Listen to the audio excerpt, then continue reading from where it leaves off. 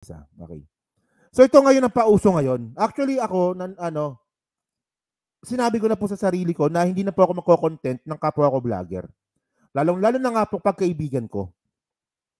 Kasi may mga kaibigan po ako mga vlogger na dating kasama ko sa Uniteam at ngayon na nga po na separate ways na nga po kami. So ako, naging pro-BBM na lang po ako. Pro-BBM, pro-government din sila, naging DDS. So lumabas talaga yung mga kulay namin. So sabi ko, hindi ko na kayo ko-content kasi magkakaibigan naman tayo dati eh. Politika lang yan. Pero regarding dito kay Maharlika, minsan po talaga, hindi ko po talaga matiis. Kasi ngayon, ang pinagkalat ngayon ni Maharlika, kasama daw si PBBM sa narco list ni Duterte noong 2017. So ang ginawa nga, alam ko napanood nyo na to eh. So ngayon, nakiusap daw at lumuhod daw itong si Amy Marcos sa mga Duterte para hindi daw po ilabas yung pangalan nga po ni PBBM nung 2017 sa narco list. Okay. So kasi ang tanong kasi ngayon dito mga kababayan kasi, naniniwala kayo kay Maharlika? Naniniwala kayo? Eh yung pulburon nga na sinasabi nga nilang nagpupulburon or nagko-cocaine. Si Lisa Marcos, si First Lady. Last year niya pa sinasabi yan. 1 taon na. Hanggang ngayon wala pa rin ebidensya. Pagkatapos dito maniniwala kayo dito? Naglabas na ba ng ebidensya si Maharlika regarding doon sa sinasabi nila na cocaine si First Lady Lisa Marcos? Wala, di ba? Ang sinasabi lang ni Maharlika, galing kay puting ahas, galing sa ahas, doon lang. Pero ebidensya wala. At ako talaga, natatangahan talaga ako, pasensya na no, natatangahan talaga ako sa mga kaibigan ko mga vlogger na dati nag-uusap-usap kami na sinasabi ko, ay di ba Di ba nag-uusap-usap kami dati niyan eh. Na sinasabi namin na si Maharlika sinungaling, si Maharlika hindi naglalabas ng ebidensya, puro chismis. Pagkatapos ngayon, same vlogger lang din po na mga nakausap ko dati, nung makakasama pa kami. Ngayon, kung dati tinatawag nilang sinungaling si Maharlika, ngayon source na nila. Source na nila. So ngayon mga kababayan, no, alam ko nakakainis to, no? Panoorin natin to saglit and then i-debunk natin ng saglit. Saglit lang naman to. Ito na yung pinakahuli kong topic. Sige, panoorin natin to. Sa inyong kaalaman at nakarating galing sa ating puting ahas. 2017, ayon sa puting ahas, ay kasama pala ang walang iba kundi si Kuting ng Norte sa narco list. So hindi lang siya typical na pulboronic, kundi kasama siya sa narco list ayon sa ating puting ahas. Nakiusap pala, lumuhod, nagmanikluhod si Senator Amy, okay, sa Duterte administration na wag isama yung kapatid niya.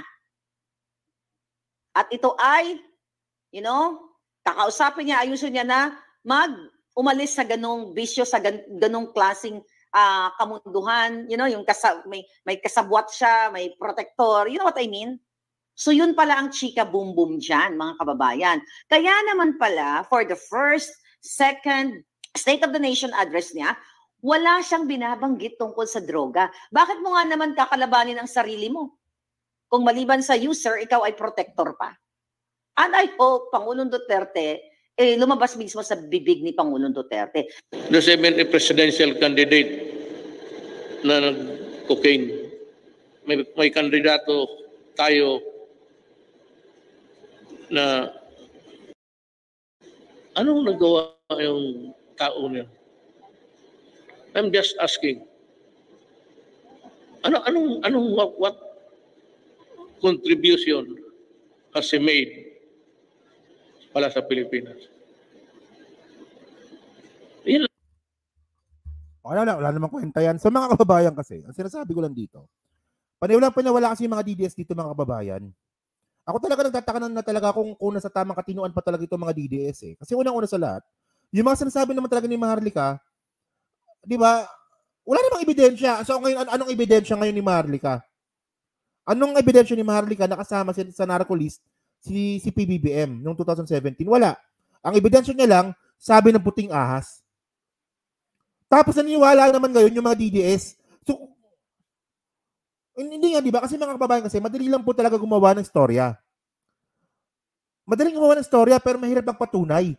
Pero sa mga DDS po talaga mga kababayan, hindi na kailangan ng patunay. Basta sinabi ni Maharlika, totoo na yun.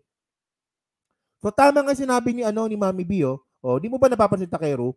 Palala ng palala ang mga issues nila, puro nonsense at walang kwenta. Oo nga, totoo nga yan.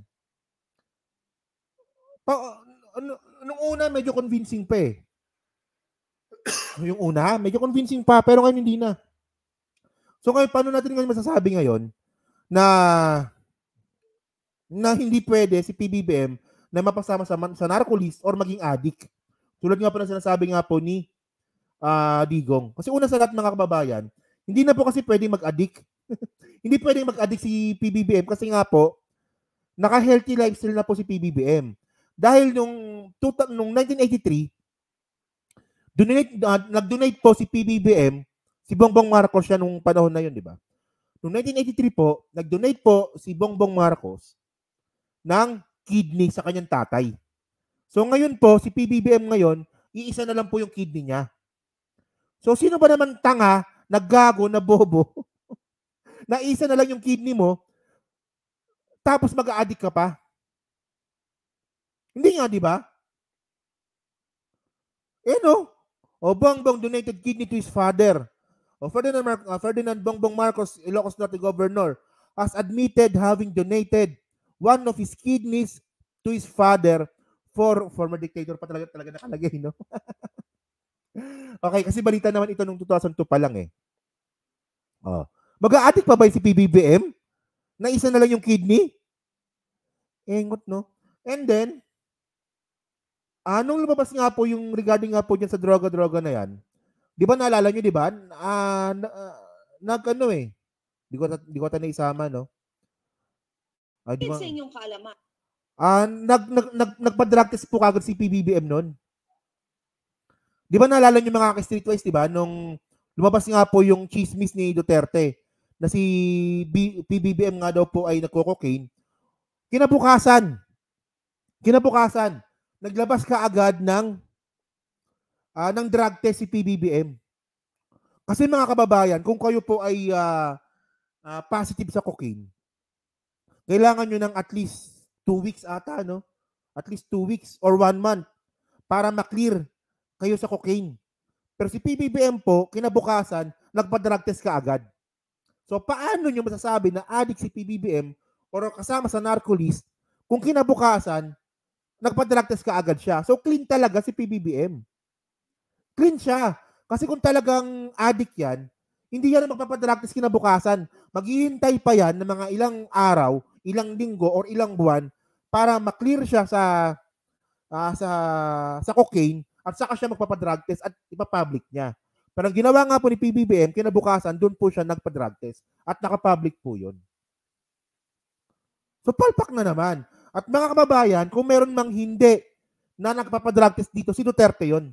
Ayan, no? Balita ito noong 2017. 2018, sorry. Palace rejects drug test for Duterte. Malacanang on Thursday said there is no need for President Rodrigo Duterte to undergo a drug test after being challenged yet again by opposition Senator Trillanes.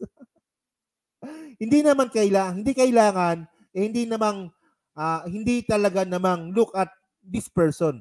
This president malakas, sinasabi niya naman sa atin kung ano ang diferensya niya. Presidential spokesperson Salvador Panelo said in Palace press briefing. Mga kababayan po kasi, ako, medyo magandang challenge sana yun, di ba? Na gumawa ka ng isang agresibong proyekto laban sa droga, pagkatapos ikaw mismo presidente, hindi ka nagpa-drug test. Hindi nga, di ba? So, malinaw mga kababayan, kung si PBBM nung tinawag na addict ni Duterte, kinabukasan nagpa-drug test. Pero si Digong, nung challenge siya ni Trillanes na magpa-drug test, hindi nagpa-drug test. Di ba? And then, okay, ang sabi pa dito, Duterte #1 drug addict in the Philippines. Sabi nga po ni Joma Season. Okay? So, the word the world war between Communist Party of the Philippines founder Jose Maria Sison and President Rodrigo Duterte continued Sunday with Sison calling the president the number one drug addict in the Philippines. In a statement, Sison described Duterte as an addict user of the opioid fentanyl, a regulated pain reliever that is said to be highly addictive. So, ito, at inamin naman ito ni Duterte, di ba? Ni Digong, na gumagamit talaga siya ng fentanyl. Ay, naku, Paskong Pasko si Marika nagkakalat ng katangahan. Paskong Pasko, nagpapakatangan naman itong mga DDS regarding nga po dito sa pinagkalat nilang chismis na kasama nga po sa narcolist si PBBM. Una sa lahat, mga kababayan, yung narcolist po kasi ni Duterte, medyo controversial po yan kasi may mga sinulat doon na umalma kasi hindi naman kasi iyan totoo. For example, di ba, ang naalala ko si Heidelin Diaz, yung weightlifter na gold medalist nga po ng Olympics. Kasama po siya doon sa narcolist. So, ewan ko ba, maniniwala kayo na si Heidelin Diaz kasama sa narcolist? Ewan ko ba. At mga kababayan po kasi, wala naman po talaga nilabas na statement si Digong na kasama talaga sa narcolist si PBBM. At wala naman din talagang ebidensya na lumuhod si Amy Marcos para wag i-public yung narcolist ni Duterte na parte nga po si PBBM. Walang ebidensya eh. Pero sa mga tatangang follower ni Maharlika, para sa kanila okay na sa kanila 'yon. Basta sinabi ni Maharlika at ang pinaka-source ni Maharlika ay si Puting Ahas, para sa kanila totoo na 'yon. So kabobohan talaga mga kababayan. Sobrang kabobohan talaga ito, no. So yun lang po mga kababayan, no. So maraming salamat po. So nakasama ko pong 979 po ngayon.